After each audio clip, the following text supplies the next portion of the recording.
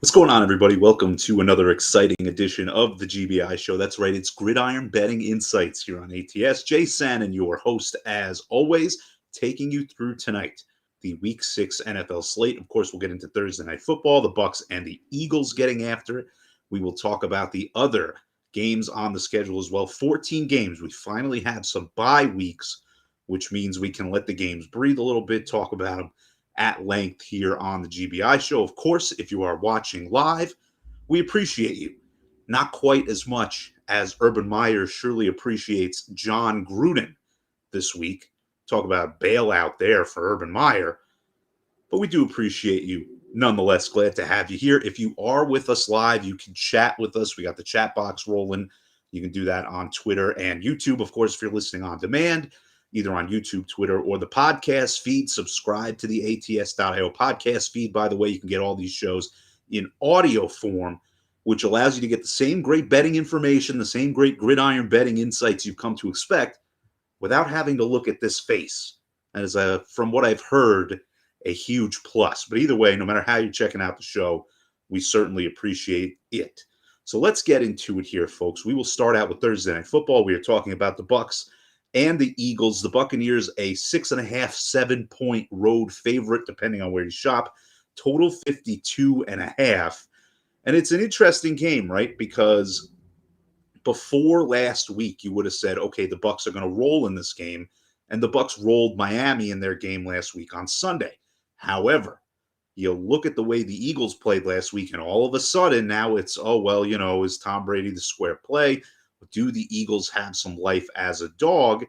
And they very well might coming into this game. Of course, the Eagles last week down by quite a bit against the Carolina Panthers, but they came back in the second half. They looked real good in that second half to fight their way back into that game. They do just enough to pick up the win against a strong Carolina defense on the road. You give them credit for that. The question is, can they carry it over now back at home?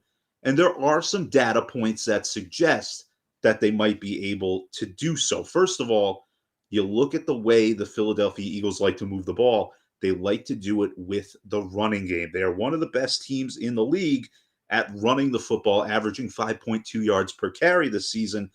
The issue there, the Tampa Bay Buccaneers defense, their strength is stopping the run. They give up just under 3 yards per carry on the defensive side due to the Buccaneers. That's going to cause a little bit of an issue for the Eagles. However, you have some injuries that do favor the Philadelphia Eagles in this game. Gronk, you got Antoine Winfield, you got Levante David, all out for the Buccaneers in this game. Injuries for the Eagles as well, certainly. Lane Johnson, as big a loss as you can take on that Eagles team. And, of course, Dallas Goedert going to be out as well. But you look at these teams, and statistically, they are pretty evenly matched in terms of their per-play averages. The Buccaneers gaining just 0.2 yards per play more than the Philadelphia Eagles so far this season. The Eagles allowing fewer yards per play than the Bucks. It's pretty evenly matched as far as these two teams are concerned. The scoring certainly favors the Tampa Bay Buccaneers, and that's a product of red zone execution. Of course, Tom Brady always going to be better at that than Jalen Hurts. But this is a game where if the Eagles, on a small sample size of one game here, if they can get the ball into the end zone a few times in those red zone opportunities, well, they could very well not only cover the spread, but win this game outright. Of course, everybody talking about the data point suggesting that Tom Brady and his teams tend to struggle in these primetime games in terms of covering the spread. And yes, it's been an ugly list of games where they haven't. And of course, you look back last year, they did play a road Thursday night football game, played it against the Chicago Bears team that was also struggling to put points on the board. But the Bears managed to stop Tampa Bay over and over again and win that game outright. We could very well see the same thing here. It's a no play for me. I mean, at 7, yes, the logic would suggest the Eagles are a good play at home on a short week. But it's one of those games where you get down 14 points and the team you're down to has Tom Brady and you have Jalen Hurts, the guy who they benched for Nate Sudfeld in Week 17. The whole franchise should be in Guantanamo Bay. You knew I wasn't going to not get that in during a Thursday Night Football preview featuring the Eagles. Lock them up. Hashtag lock them up. you don't want to be on the wrong side of that situation of Tom Brady being up 14 on your team that you need to cover a 7, and oh, maybe Jalen Hurts will come back on him. It's a no play for me. The logic would suggest the Eagles, but you still have Tom Brady on the other side. You still have one of the most explosive offenses in the league this season in the Tampa Bay Buccaneers on the other side. It is one I will happily stay away from, but I think we could very well get a better game than is being expected by a lot of people heading into this one. So that's Thursday Night Football. Should be an interesting one. Now let's move to the Sunday slate. And of course, again, a couple fewer games on the Sunday slate than normal. Don't be alarmed. We will still give them all the time and attention that they deserve. We will start with an all Floridian matchup in the AFC. We're talking about the Miami Dolphins taking on the Jacksonville Jaguars. Over under in that game, 47. Dolphins, a 3-point favorite on the road. Of course, the Jaguars, we'll see how they react to this John Gruden news, too. Now their coach isn't the one under the microscope, which was interesting to begin with. The way we talked about that whole Urban Meyer thing was so weird. I mean, it seemed like everybody was a willing participant. It seems like an issue between husband and wife more than coach and team. I don't think Miles Jack is going to be affected if the Meyer family is no longer together at the end of all of this, but whatever, that's how we discuss these things in NFL media. But I think that the Jacksonville Jaguars have a chance in this game. Now, Tua Tagovailoa might come back for this game for the Dolphins. Xavier Howard, however, questionable for the Dolphins. One of the better all-around defensive players in the league, not just one of the best corners in the league, one of the best defensive players in the league. The Jags, their center Brendan Linder now on IR, worth mentioning as well. Now, Miami, awful moving the ball this season. Second to last in the league in yards per play this year. But you have to remember a lot of that came with Jacoby Brissett, quarterback. Brissett, one of the bottom 3 guys in the league this year in terms of yards per pass attempt. We should see their offensive numbers improve slightly with Tagovailoa back in the matchup. So it's a little hard to determine and judge kind of where this Miami team is going to be offensively heading into this game. But I think what we do know is that Trevor Lawrence is starting to improve a little bit at the quarterback position. You look at the last 2 weeks for Trevor Lawrence, he's thrown just 1 pick. Is that ideal? No, you'd like 0 picks, of course. That's how football works. But you look at his first 3 weeks where he threw 7 interceptions, and all of a sudden, that 1 pick in 2 weeks doesn't seem so bad. Now the question is, can the Jaguars start getting into the win column? Again, that's an organizational thing. That's a whole roster issue, not a Trevor Lawrence issue. But I think the improvement of Trevor Lawrence combined with the running game in Jacksonville, they are second in the league in yards per carry this season, averaging 5.3 yards per attempt. As long as they're not down big in this game and they can actually use their running game, I think they've got a real shot here against the Miami Dolphins. This is a stinky game. I don't want anything to do with it, but I'm going out there and saying don't be surprised if the Jaguars are very competitive here and maybe win outright. It is entirely possible that they do that. Jaguars, by the way, heading into their bye week. Now, a very good game in the AFC on Sunday. The Chargers and the Ravens being held in Baltimore. Chargers 2.5-point dogs on the road, total 52.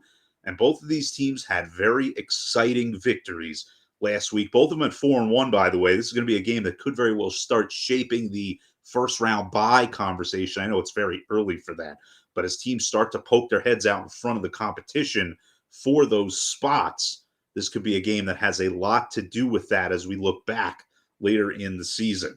Now, the Chargers, of course, they won 47-42 against the Cleveland Browns last week, an incredible ball game, and one where they just simply had the ball late enough in the game where they were able to score without a lot of time left for Cleveland to reciprocate.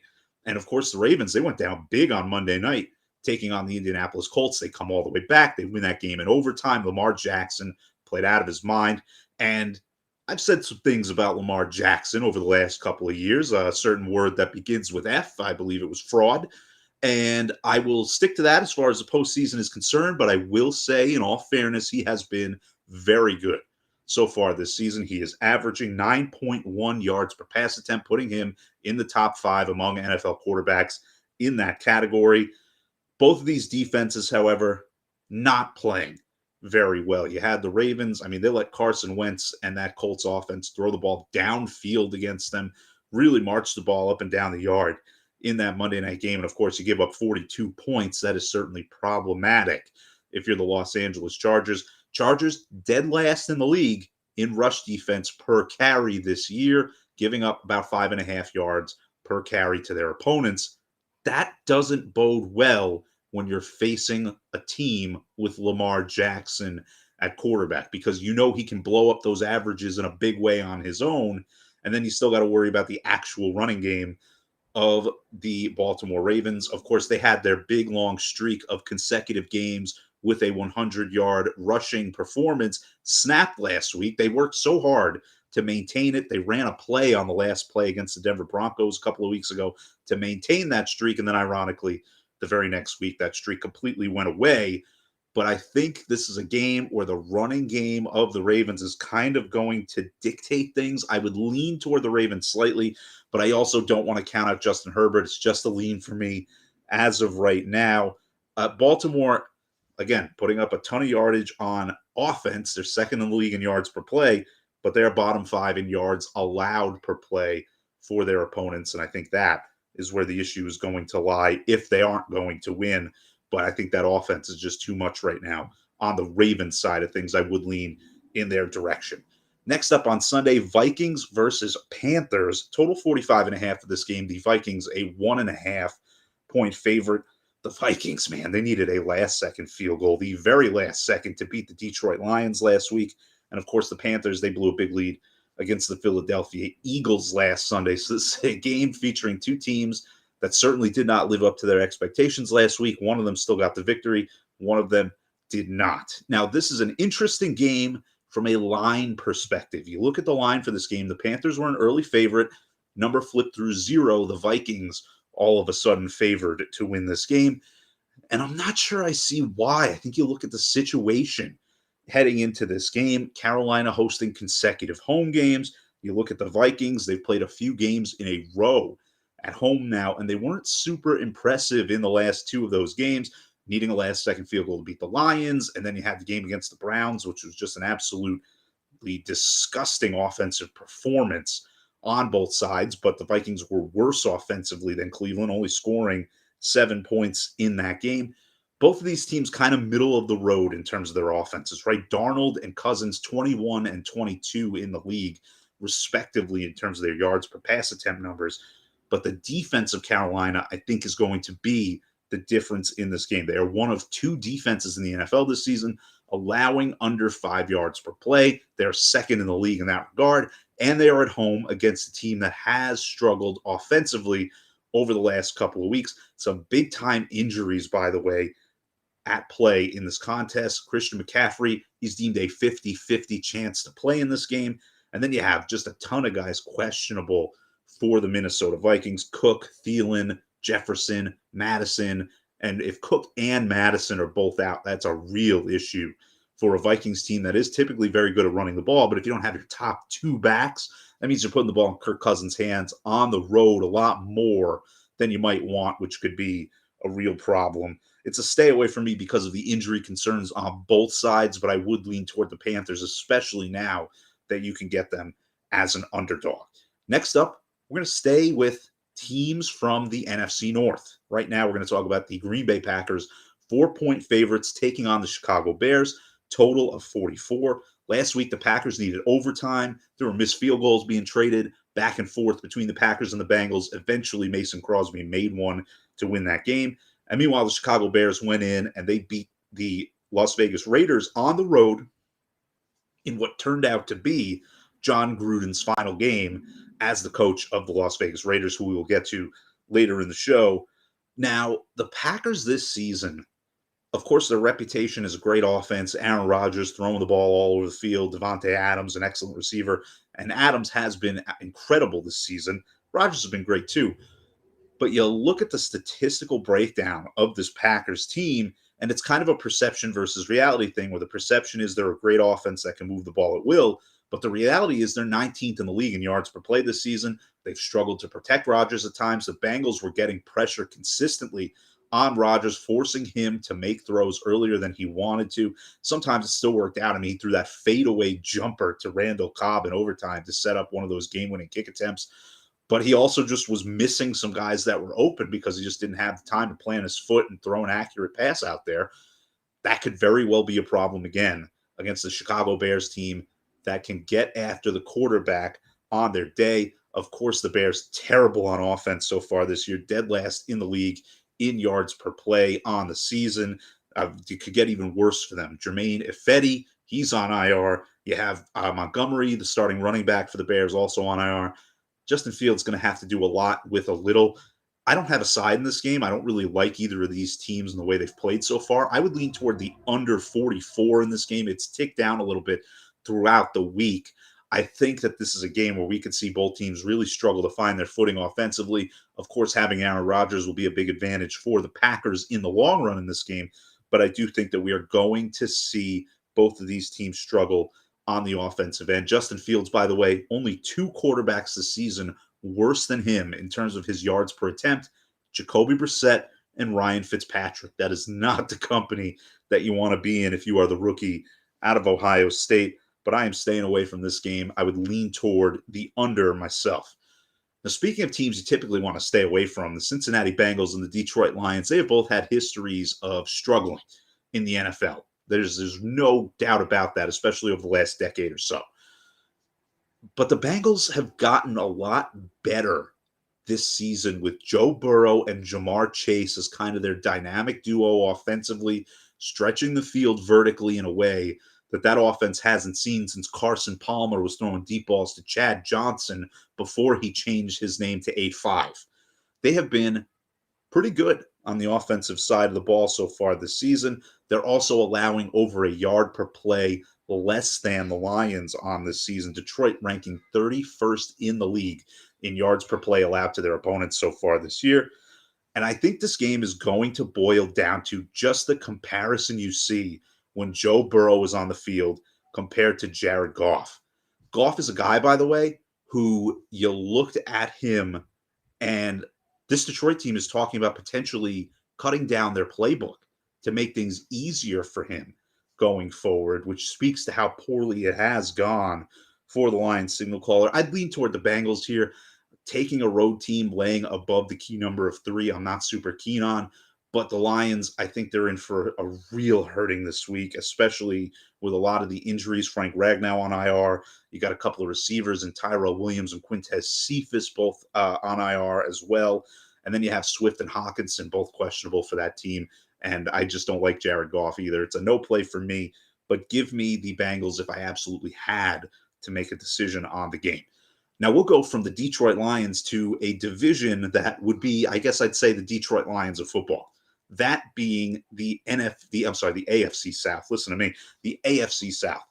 The Texans and the Colts. The Texans, 10-point underdogs on the road, taking on the Colts, total 43.5. One of the few things I got right last week was that Davis Mills was going to be better at home than he was on the road when they played the Patriots.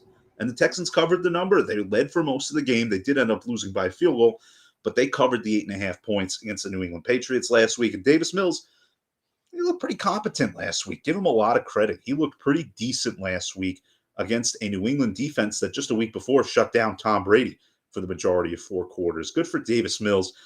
It's terrible what they put him through so far there in Houston, where, okay, you're the backup. Well, guess what? Now you're the starter on the worst roster in the league. Good luck. I'm glad that he at least had his moment in the sun there, even if it wasn't in a win, that they finally looked competent, especially after that 40-0 beating that the Bills put on them the week prior. This is a game that I want no part of. The Colts looked better than they had looked previously last week against the Ravens, but they completely fell apart in the end. And it's just the reality of the situation when Carson Wentz is your quarterback. He'll make some solid plays for you. He'll make some great plays. I mean, that touchdown pass to Pittman down the field was incredible last week. However, when you need him to make a play, I don't rely on him whatsoever to do that. Houston, the 4th worst offense in the league, gaining just 5 yards per play so far this season. So no thanks on them as a road team, as we saw with Davis Mills in his first 2 starts. Certainly no reason to back them. But I don't want to lay 10 points with Carson Wentz under any circumstances either. As a no play for me, both of these teams, by the way, have NFC West opponents next week in the form of the Cardinals for Houston and the Niners for the Colts, both of those games on the road, which I think have the potential to get a little ugly. Speaking of NFC West opponents, the LA Rams are also a double-digit favorite this week. They are on the road against the New York Giants, total 48.5. Now, the Giants this week, we just don't know what we're going to get out of them because we don't know who's going to be on the field for the New York Giants this week. Of course, Daniel Jones suffered that concussion last week against the Dallas Cowboys. It was a close game up until then, but then, I mean, he went down and he started wobbling when he tried to get back up. It was really ugly. They held him out for the rest of the game. It was Mike Glennon at quarterback the rest of the way, and things were extremely ugly for the Giants in the rest of that game. Saquon Barkley suffering an ankle injury as well, and a ton of wide receivers on the injury report. You're looking at Golladay, Slayton, and Kadarius Toney all on the injury report for the Giants as questionable this week. So you might have a backup quarterback, although the team has said that Jones is on track to recover. I don't really know what that means. Is he going to play or not? We will find out. But you have the potential here for a backup quarterback and a bunch of reserve wide receivers.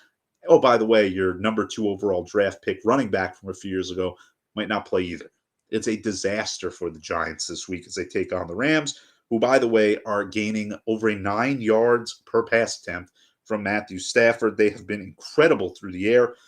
The Giants, by the way, have been also, they're one of the top 10 teams in the league in terms of yards per attempt airing the ball out in the passing game. The problem is we don't know if it's going to be Daniel Jones passing the ball this week for the New York Giants. So for me, it is going to be a pass as I need some information on who's going to be on the field for the Giants. Rams defense, very good no matter who is playing for the Giants.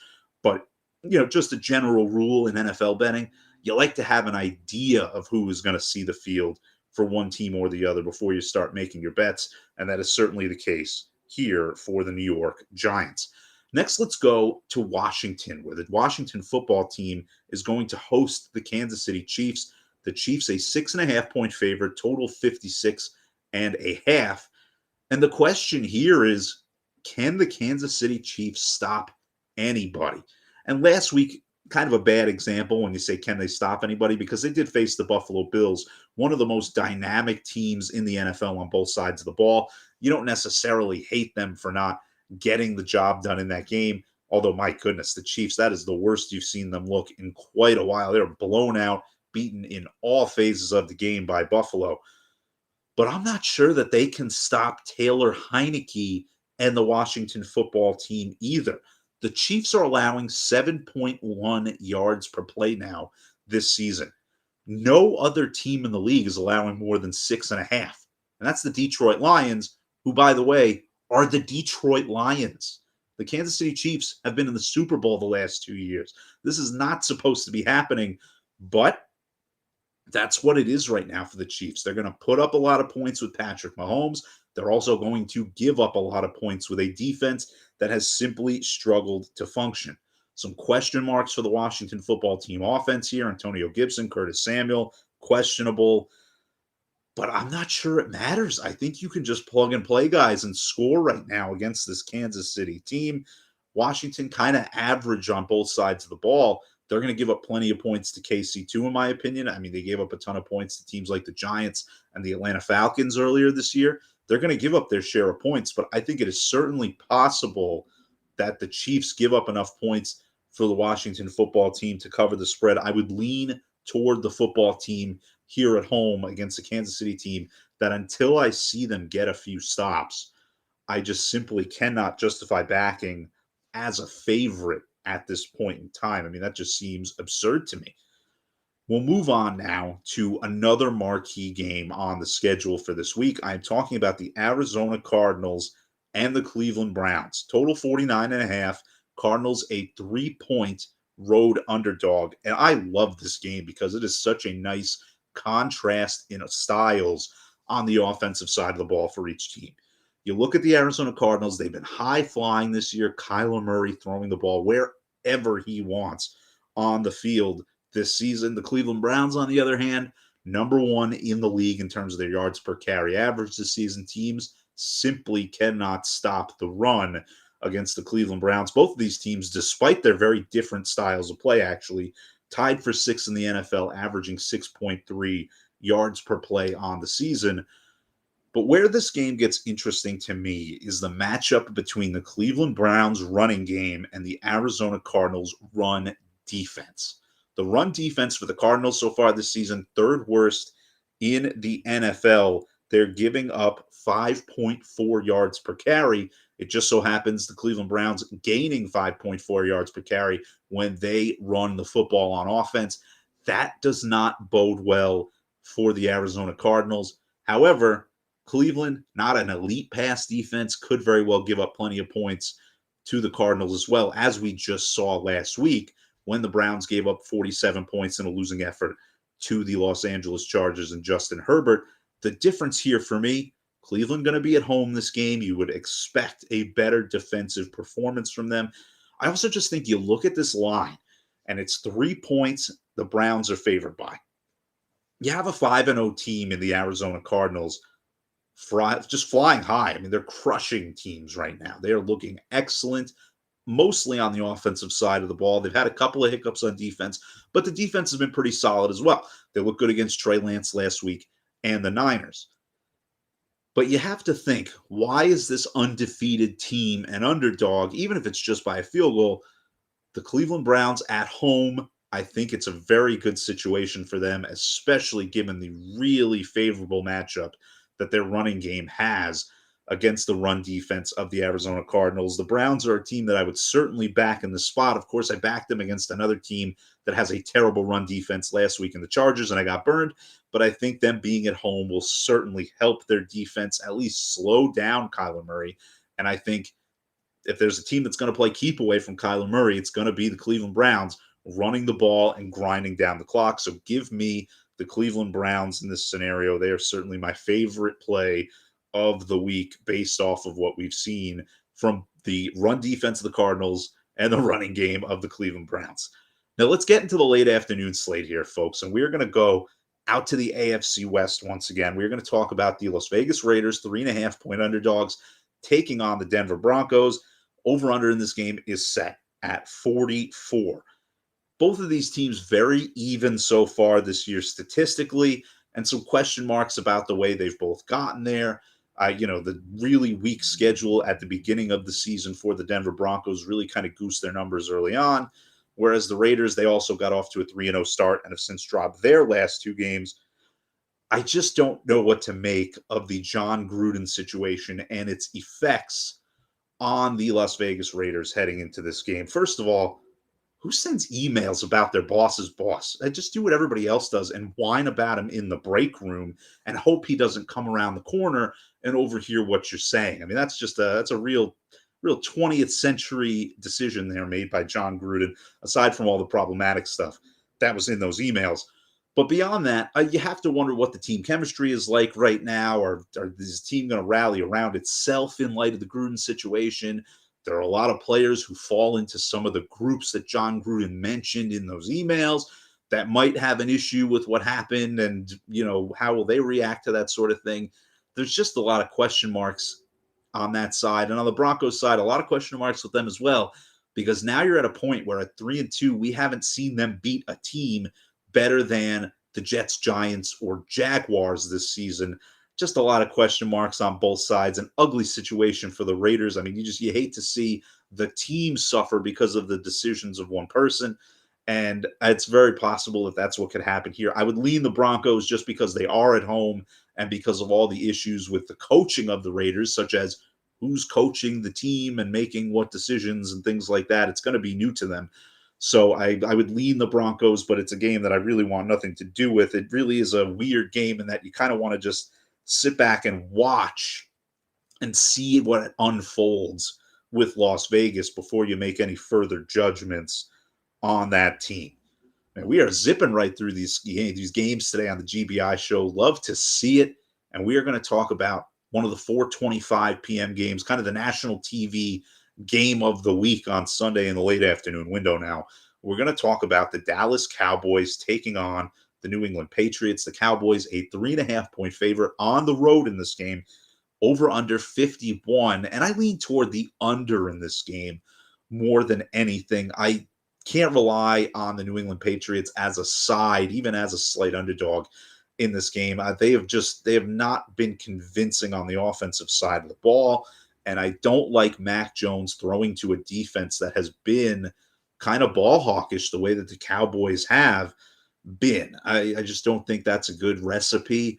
But I also don't think that the Cowboys offense is going to fly as high as it has been over the last few games. You got to remember the Cowboys, after going on the road the first two games of the season, they've played 3 straight at home. They're going back on the road to Foxborough to take on the greatest game planner in the history of the sport in Bill Belichick. Those things typically don't add up to a good ending for a team. But you also have to remember the Cowboys, they've played very well on the road so far this year. They went toe-to-toe with the Tampa Bay Buccaneers, almost beat them outright. It was a little bit of Brady magic at the end that set up a game-winning field goal in the final seconds to cost the Cowboys that game. You also had them beating the Los Angeles Chargers outright on the road, a win that has aged very well based off the fact that the Chargers haven't lost a game since then. But the Cowboys playing 3 straight home games after that, and then going to New England. I don't love that recipe for them. I don't trust Mac Jones. I would lean the under here. I just think the New England Patriots right now, an under team, 4-1 to the under so far this season. Cowboys 1-4 to the under, meaning that the over's hitting 4 their 5 games.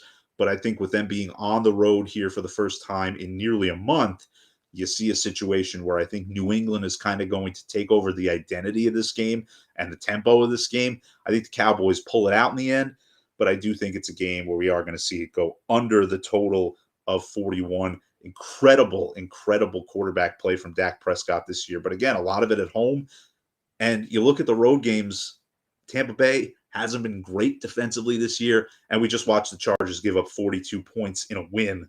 So not extremely impressed with the defensive intensity of that Chargers team either. I think we're going to see Dak Prescott come back down to earth a little bit just for one game before he resumes his MVP candidate level. I'm not going to say his MVP level, MVP candidate level so far this season in a future game. Let's go to Sunday Night Football now, folks, here on the GBI show. And we're going to talk about the Seattle Seahawks taking on the Pittsburgh Steelers. 5.5-point dogs are the Seahawks, total 42.5. And of course, the story in this game is Russell Wilson not being available for the Seahawks. It's going to be Geno Smith because of the injury that Wilson suffered last week on Thursday Night Football in the divisional matchup against the LA Rams. You also have some very significant names on the injury report this week for the Seahawks. Bobby Wagner, DK Metcalf, Chris Carson, all questionable heading into this game for the Seahawks. And of course, the Steelers dealing with their own issues. Juju Smith-Schuster out for the season. James Washington and Chase Claypool in the receiving corps, both questionable. It is a weird game here, as these two teams normally ones you'd expect to light up the scoreboard. Now we could see a very low scoring game in this contest. It's a complete stay away for me, and I will tell you why. Yes, the Seahawks with Geno Smith, I do not expect much from them on the offensive side of the ball. That is to say the least. I'm putting it lightly there. He looked good for one drive against the Rams, but then he kind of reverted into being Geno Smith at the end of that ball game. But I just do not see much in that offense for the Pittsburgh Steelers. They did beat the Broncos last week, but I guess the Broncos are just, they've gone full fraud mode here after winning their first 3 against, Big Ten caliber opponents in the Jets, Giants, and Jaguars. They did beat them, but they've struggled offensively for a lot of the season. And there's going to be a real sense of urgency from that Seattle defense as they know, listen, we got to get stop after stop if our team wants any chance to win this game. Just a complete downgrade at quarterback position for the Seahawks, though. Russell Wilson was number 1 in the NFL, averaging 9.5 yards per pass attempt. Seattle was one of 4 teams averaging 6.5 yards a play or better. That stuff's all going to fall off the cliff now with Geno Smith as the quarterback. The question is, can the Steelers do enough to cover what's become a pretty sizable number? If I had to choose, I would say yes. just because Geno Smith is going to be playing 4 full quarters of NFL football, which is not a good recipe for the team that is employing him to do so. But I am not staking it on washed Ben Roethlisberger, to say the least. Now we'll go to Monday Night Football. Bills and Titans is going to close us out here on the GBI show. Bills a 5.5-point favorite. Total for the game is 54. Last week, the Bills coming off of the best game they're going to play all season on the road against the Kansas City Chiefs, just demolishing Patrick Mahomes and company, whereas the Titans beat up on the lowly Jacksonville Jaguars. And this is a game where everything is saying that you should take the Bills because of how well they played, right? The Bills with the best point differential in the league this season. They are the only team with a triple-digit point differential so far this season. And by the way, even if you took away their 40-0 victory over the Houston Texans, they would still have the best point differential in the NFL. That is how good the Buffalo Bills have been this season. And the defense of the Titans is not going to make it easy on Tennessee if they want to mount a serious upset bid in this game. You look at the defense of the Titans, they're allowing nearly 2 yards per play more than the Buffalo Bills this year. Of course, the Bills, number 1 in the league in yards per play allowed, averaging 4.3 yards per play conceded. It's incredible. They're a half yard better than the second best team in the league in that regard. And that's after playing Patrick Mahomes and the Kansas City Chiefs. It's incredibly impressive what this team in Buffalo has done on both sides of the ball. Josh Allen, he is now firmly entrenched in the MVP conversation. Of course, before the season, we were telling you 10-1, Josh Allen, think about it. And if you did, you got a lot of value because he's down to around 5-1 now. And if they keep playing the way they've been playing, he will certainly continue to see his odds drop for that award. Everything is pointing to the Bills in this game. But of course, when that's the case, you wonder why the line's not bigger. And you think, okay, maybe something's a little fishy in this game. And you know that the Titans will try to keep the ball out of the hands of that Bills juggernaut offense by feeding Derrick Henry time and time again. We'll see if it works. I'm staying off this game personally, but I will have a big old tub of popcorn and a frosty beverage of one kind or another as I sit and watch the Buffalo Bills, who have been appointment television so far in the NFL this year. Ladies and gentlemen, that is our look at Week 6 in the NFL. My favorite play on the board this week would have to be the Cleveland Browns as a 3-point favorite against the Arizona Cardinals. I haven't locked it in yet. I am thinking about it. If I can see a 2.5, I will certainly act accordingly. But for now, nothing official. I do think the Browns, if they stay at 3 or if that number drops, will certainly be worth locking in as we get closer to game time. Of course, if you want more on Week 6 of the NFL season, whether you want previews, predictions, opinions, if you want to know what the best sports book offers are on these games, we got people that do that as well. ATS.io is going to be the place where you can get all of that information and a whole lot more. Got previews of the UFC card coming up this weekend. The WNBA Finals is being covered. The tennis tournament at Indian Wells, the Masters 1000 on the men's side. We're covering that in exhaustive detail. Major League Baseball playoffs. NBA season starts next week. We're going to have that covered as well. We've got it all covered. The NHL, too. Yeah, hockey's a sport. Much to my chagrin, hockey is a sport, and we do cover it as well at ATS. All of that and a whole lot more. You do not want to miss it. Until next time, Jay Sanin saying see you later. Thank you for watching the GBI show, and we will see you right here next Thursday.